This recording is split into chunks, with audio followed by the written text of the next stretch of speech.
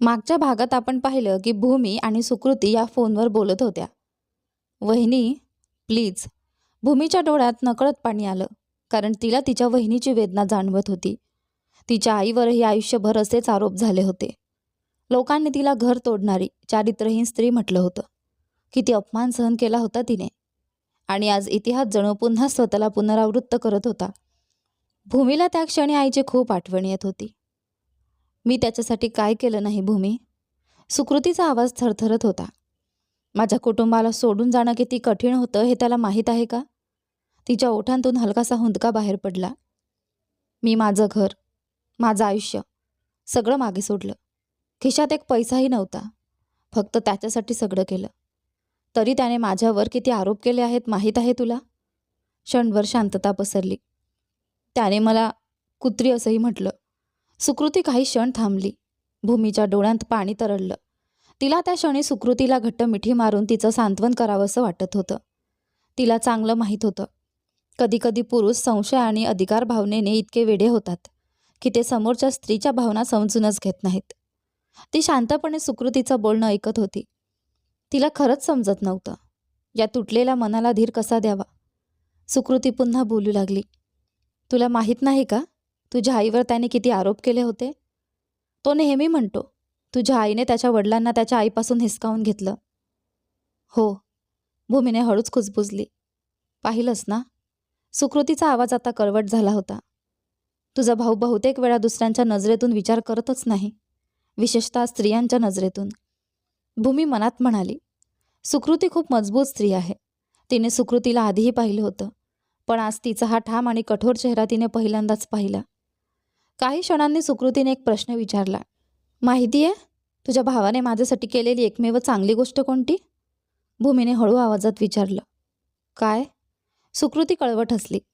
त्याने प्रज्वलच्या जन्मावर कधी प्रश्न उभा केला नाही. हे ऐकून भूमीचं हृदय अक्षरशः दाबलं गेल्यासारखं झालं. सुकृती किती तुटलेली आहे हे तिला त्या क्षणी स्पष्ट दिसत होतं. भूमीच्या मनात एकच विचार चालू होता. या पलंगावर पडून मृतासारखा दारू पिऊन झोपलेल्या माणसाला सुकृतीच्या वेदना कशा समजायच्या? ती त्या विचारात हरवलेली असतानाच सुकृतीचा आवाज आला. धन्यवाद भूमी. भूमी चकित झाली. का वहिनी? तिथे राहिल्याबद्दल, त्या निर्दयी माणसाची काळजी घेतल्याबद्दल. सुकृती पुन्हा रडू लागली. घर सोडण्याचा निर्णय घेताना मी खूप वेळ विचार केला होता, पण मला स्वतःला एकच गोष्ट समजावली. भूमी तिथे आहे, ती त्याची काळजी घेईल. तो काही मूर्खपणा करणार नाही. हे ऐकून भूमीच्या डोळ्यांत पाणी आलं. धन्यवाद वहिनी. तीही भावुक झाली. ठीक आहे, काळजी घे. इतकं म्हणत सुकृतीने फोन ठेवला. भूमी काही क्षण शांत बसून राहिली. तिला सुकृतीचं दुःख समजलं होतं. तिने हलकंसं हसू दिलं आणि मनातच तिचे आभार मानले. माझ्यावर विश्वास ठेवला म्हणून. ती तशीच शांत बसून आपल्या आयुष्यात घडणाऱ्या सगळ्या गोष्टींचा विचार करत राहिली. दरम्यान, मानसी, प्लीज काहीतरी बोल ना. विराज अजूनही गुडघ्यावर बसून तिच्या उत्तराची वाट पाहत होता. विराज मानसीवर मनापासून प्रेम करत होता. आज त्याने अखेर धैर्य एकवटून आपल्या मनातल्या भावना तिच्यासमोर मांडल्या होत्या. मानसी ही अंजलीची बहीण आहे. तर त्याचं हृदय जोरात धडधडत होतं. या क्षणी त्याला त्याची जिवलग मैत्रीण भूमी खूप आठवत होती. गेल्या 20 वर्षांपासून तीच त्याची सर्वात मोठी आधार होती. पण आज ती त्याच्यासोबत नव्हती. तिने वचन दिलं होतं, तू मानसीला प्रपोज करताना मी तुझ्या मागे उभी असेन. पण आज ती आलीच नव्हती. मागच्या काही दिवसांपासून विराजला असं वाटत होतं, भूमी खूप बदलली आहे. ती आधीसारखी त्याच्याशी बोलत नाही. घरी असताना फोनही उचलत नाही. आईच्या मृत्यूनंतर तिच्या आयुष्यात खूप समस्या आल्या होत्या. सावत्र भाऊ तिचा तिरस्कार करत होता. रोहन तिच्यापासून दूर हॉस्टेलमध्ये होता आणि ती स्वतःच्या जगण्यासाठी पैसे कमावण्यासाठी धडपडत होती. तिने विराजला सांगितलं होतं की ती शहरातील एका मोठ्या म्युझिक कंपनीसोबत कॉन्ट्रॅक्ट साईन करणार आहे. हे ऐकून विराज खूप आनंदी झाला होता. तो स्वतःही पैसे जमवण्याचा प्रयत्न करत होता, जेणेकरून गरज पडल्यास आपल्या मैत्रिणीला मदत करता येईल. पण सध्या त्याचं सगळं लक्ष मानसीवर होतं. त्याने हातात फुलांचा गुच्छ धरला होता. I love you Mansi. माझ्या पूर्ण मनाने आणि आत्म्याने मी तुझ्यावर खूप प्रेम करतो. तो तिच्या डोळ्यात उत्तर शोधत होता. मानसी शांत उभी होती. तिच्या डोळ्यांतून अश्रू वाहत होते. 6 महिन्यांपूर्वी त्यांची भेट युनिव्हर्सिटीमध्ये झाली होती आणि त्या पहिल्याच भेटीत त्यांच्यात एक अनोखं नातं तयार झालं होतं. मैत्री हळूहळू प्रेमात बदलली. विराज, मानसी अखेर बोलली. विराजने खोल श्वास घेतला. मला याची अजिबात अपेक्षा नव्हती.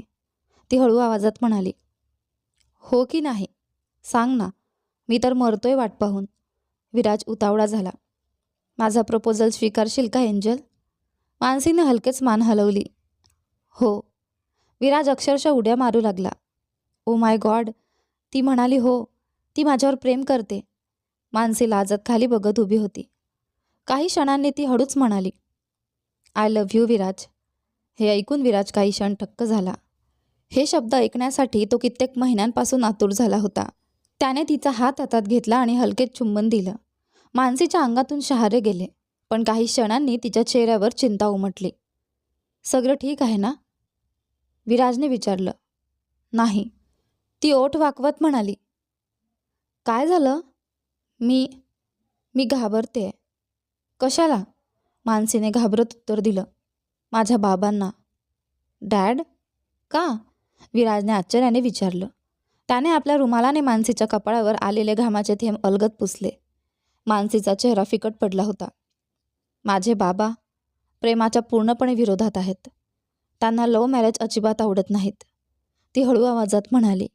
विराजचा चेहरा क्षणात उतरला. माझ्या बहिणीचं लग्न मान्य करायला त्यांना 2 वर्ष लागली होती, तेही खूप भांडणांनंतर. ती रडत म्हणाली. मला वाटत नाही ते आपल्या लग्नाला कधी मान्यता देतील. मानसी जोरजोरात रडू लागली. त्यामुळे विराज अजूनच गोंधळला. मानसी, आपण फक्त 22-23 वर्षांचे आहोत. लग्नासाठी अजून खूप वेळ आहे. विराजने शांतपणे सांगितलं. त्याला चांगलं माहीत होतं, कोणतेही वडील सहजपणे आपल्या मुलीचा हात त्याच्यासारख्या मुलाला देणार नाहीत. तो अजून शिक्षण पूर्ण करत होता. तो एका अपर मिडल क्लास कुटुंबातून आला होता. त्याला अजून वेळ हवा होता स्वतःला सिद्ध करण्यासाठी, जगाला दाखवण्यासाठी की तो काय करू शकतो. हो, मी मान्य करते, पण आपल्या घरच्यांना आपल्या नात्याबद्दल आधी सांगायला हवं, मानसी म्हणाली. नाहीतर उद्या ते आपल्यासाठी एखादा अनोळखी मुलगा किंवा मुलगी शोधून लग्न ठरवतील. विराज काही क्षण शांत राहिला. ती बरोबर बोलत होती. कधीतरी त्यांना आपल्या प्रेमाबद्दल घरच्यांना सांगावंच लागणार होतं. हो, त्याने हलक्या आवाजात उत्तर दिलं. आता काय करू? मानसी त्याच्याकडे येऊन त्याच्या खांद्यावर डोकं ठेवत म्हणाली. विराजच्या चेहऱ्यावर मोठं हसू उमटलं. आता काय करायचं सांग ना, ती त्याच्या बोटांशी खेळत म्हणाली.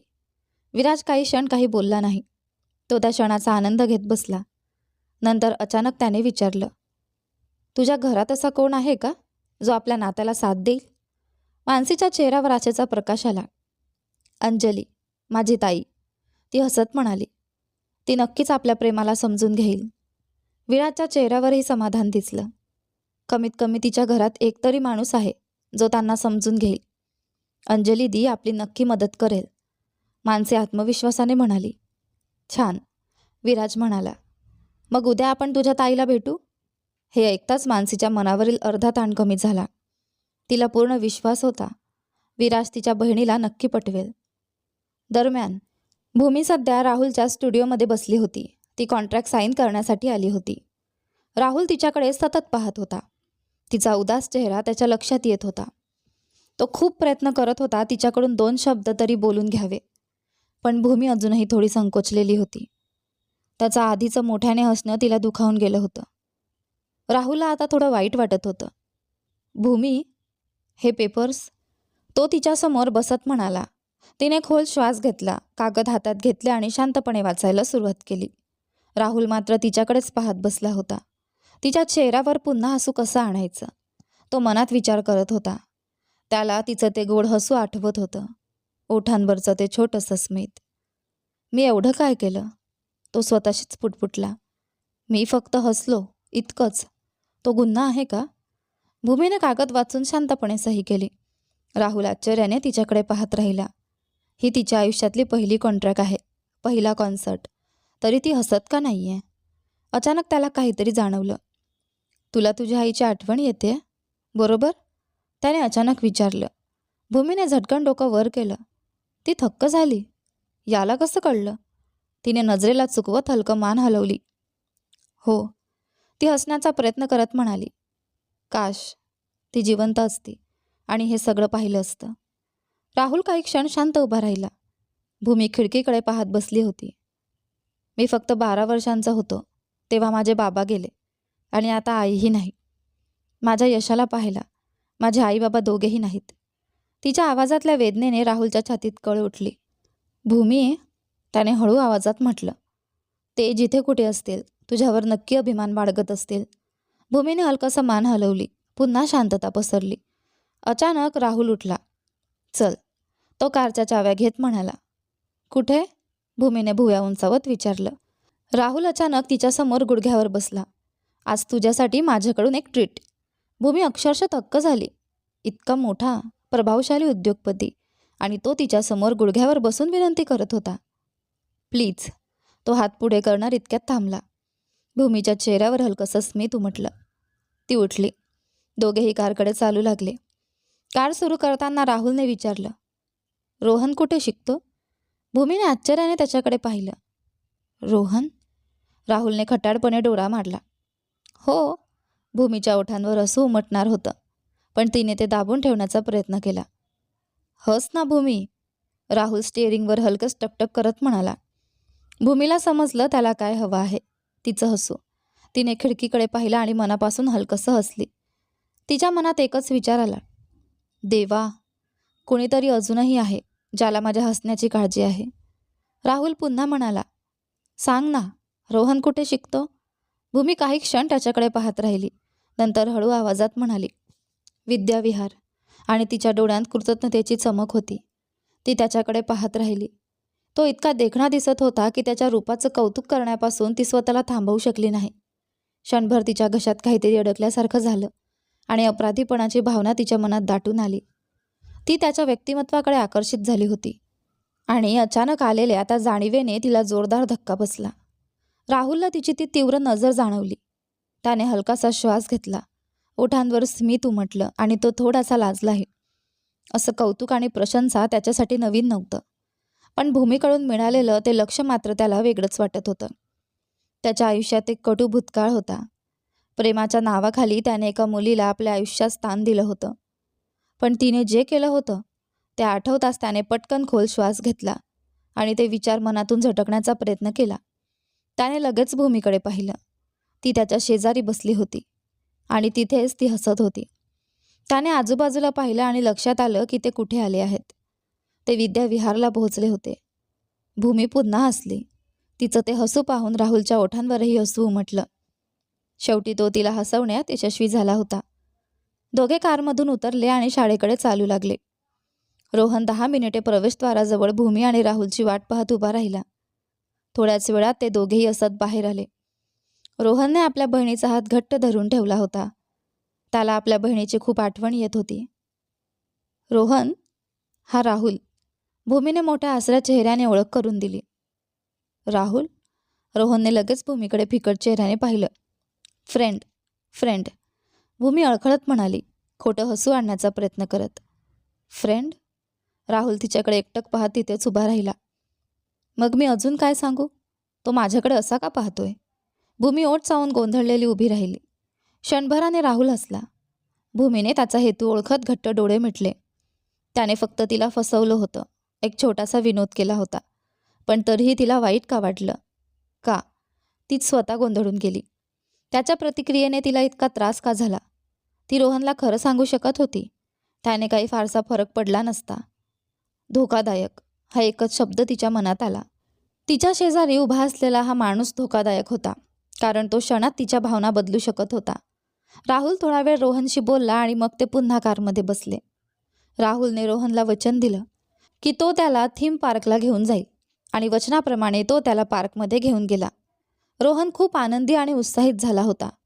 तो सतत आपल्या बहिणीकडे आणि तिच्या नवीन मित्राकडे हसत पाहत होता. हा आजपर्यंतचा सगळ्यात सुंदर ट्रीट आहे. भूमीने राहुलकडे पाहत हसून म्हटलं. त्याचं हसूच माझ्यासाठी सगळ्यात मोठं गिफ्ट आहे. ती मनापासून म्हणाली. थँक्यू. राहुलने हलकंसं मान झुकवत तिच्या कानाजवळ कुजबुजलं. क्षणभर तिच्या कानाजवळ त्याचा श्वास जाणवला. तो अगदी काही इंचांवर उभा होता आणि तिचं हृदय जोराने धडधडू लागलं. त्याचा सुगंध, कोलोन आणि हेअर वॅक्सचा एक वेगळाच मिश्र सुगंध खूपच मर्दाणी आणि वेगळा वाटत होता. भूमी, राहुल कुजबुजला. ती पटकन वळली आणि पाहते तर राहुल फोनवर कोणाशी तरी बोलत होता.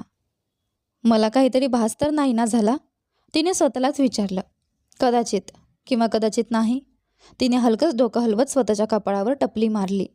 राहुलने तिच्याकडे पाहिलं आणि फोनवर बोलत असतानाच भुवया उंचावल्या. कदाचित तीच चुकत असेल, तिने मनात विचार केला. क्षणभराने राहुलने खट्याळपणे हसत आपला फोन खिशात दाखवला. तो पुन्हा एकदा तिच्याशी खोडी काढत होता.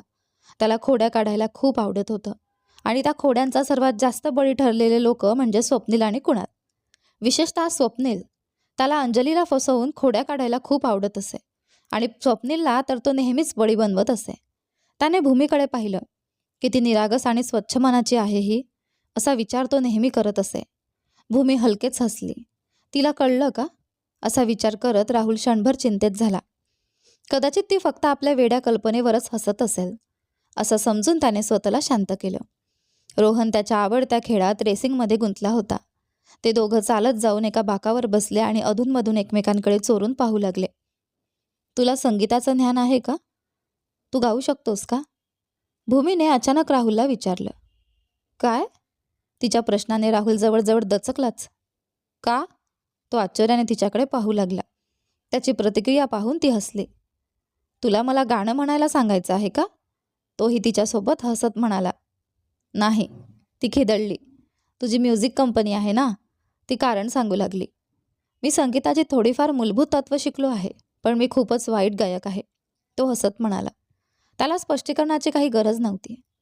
हं, ती मान हलवत म्हणाली. दी.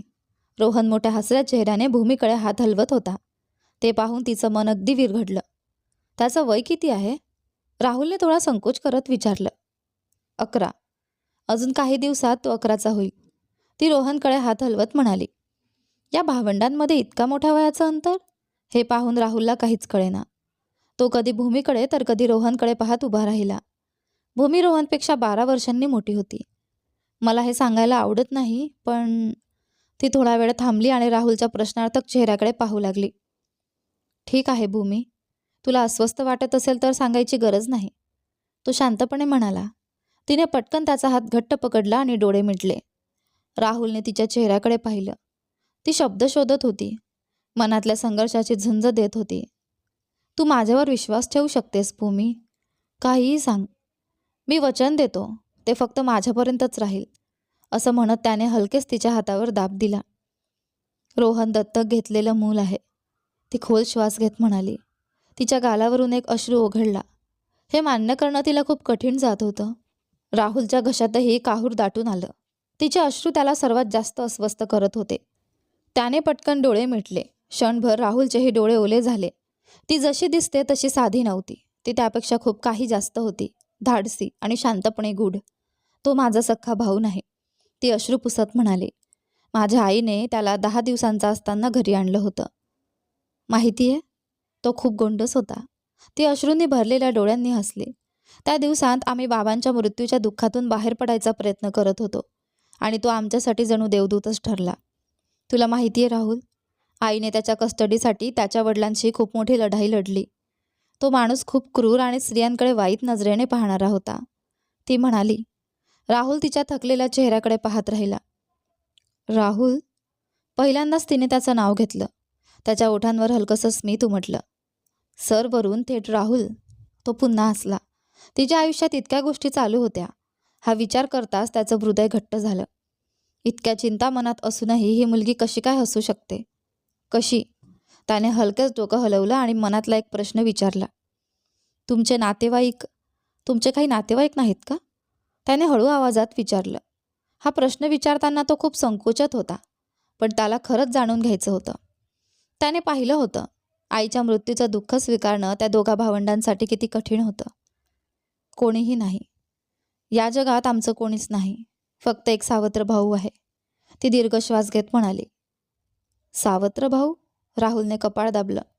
तो आम्हाला आणि माझ्या आईला खूप द्वेष करतो, ती फिकट चेहऱ्याने म्हणाली. तो भूमीसारख्या मुलीचा द्वेष कसा करू शकतो? राहुल तिच्या शब्दांनी थक्क झाला.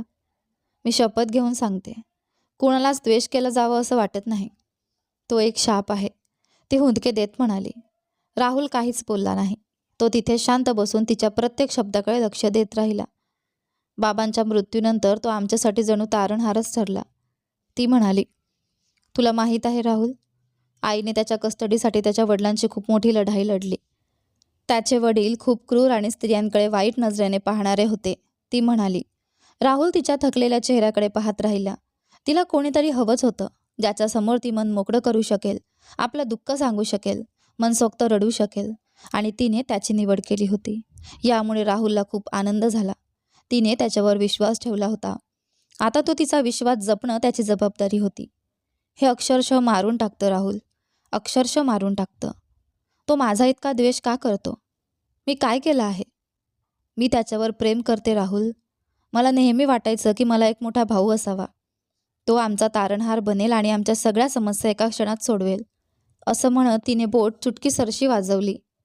माहिती आहे, मी माझ्या सावत्र भावाला भेटले तेव्हा पहिल्यांदा 12 वर्षांची असताना पाहिलं होतं, बाबांच्या अंत्यसंस्काराला.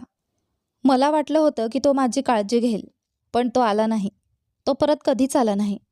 तरीही मी त्याच्यावर प्रेम करते राहुल, पण तो माझा द्वेष करतो. असं म्हणत ती रडू लागली.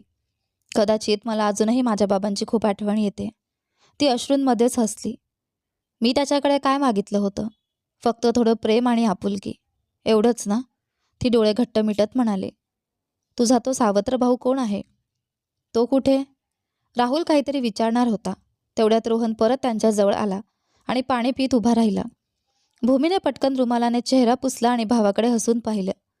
त्याने त्यांच्याशी थोडा वेळ गप्पा मारल्या आणि पुन्हा दुसरा खेळ खेळायला निघून गेला.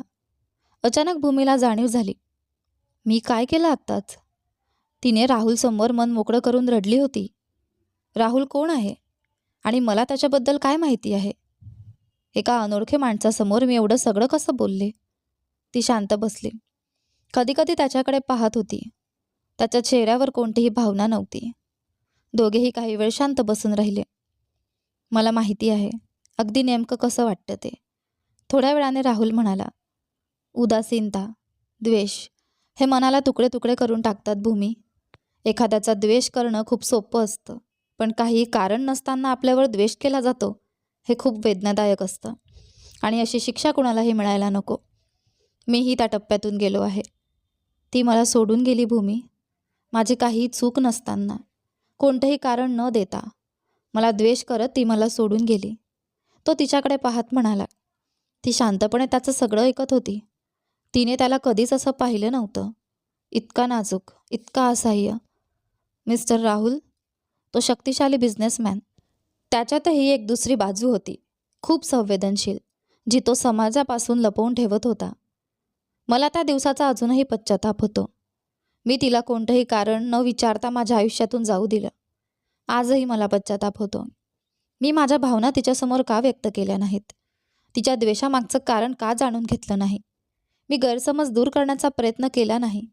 उलट मी तिला मला दोष देत माझ्या प्रामाणिकपणावर प्रश्नचिन्ह लावत जाऊ दिलं. कधीकधी वाटतं, जर त्यावेळी मी धाडस करून तिला थांबवलं असतं, गैरसमज दूर केला असता, तिच्या मनातला द्वेष मिटवला असता. आजही मला त्याचा पश्चाताप होतो. तो खोल श्वास घेत शांत झाला. भूमीने हलकासा फिकट स्मित करत मान हलवली. तो आज तिला खूप वेगळा वाटत होता. हा माणूस कायम इतका शांत चेहरा कसा ठेवतो? ती मनात विचार करू लागली. मी तुला एक सल्ला देऊ का? तो म्हणाला. तुझ्या भावना त्याच्यासमोर प्रामाणिकपणे व्यक्त कर. त्याला सांग की तू त्याच्यावर किती प्रेम करतेस, तुला नेमकं काय हवं आहे. त्याला कळायला हवं की तुझी काही चूक नाही आणि तुला जे काही हवं आहे ते फक्त प्रेम आणि आपुलकी आहे. यानंतर पुढे काय होतं ते पहा आपल्या या कथेच्या पुढच्या भागामध्ये. पण तोपर्यंत ह्या व्हिडिओला लाईक करा, शेअर करा, कसा आहे कमेंट करा आणि हो, चॅनलला सबस्क्राईब करायला विसरू नका. धन्यवाद.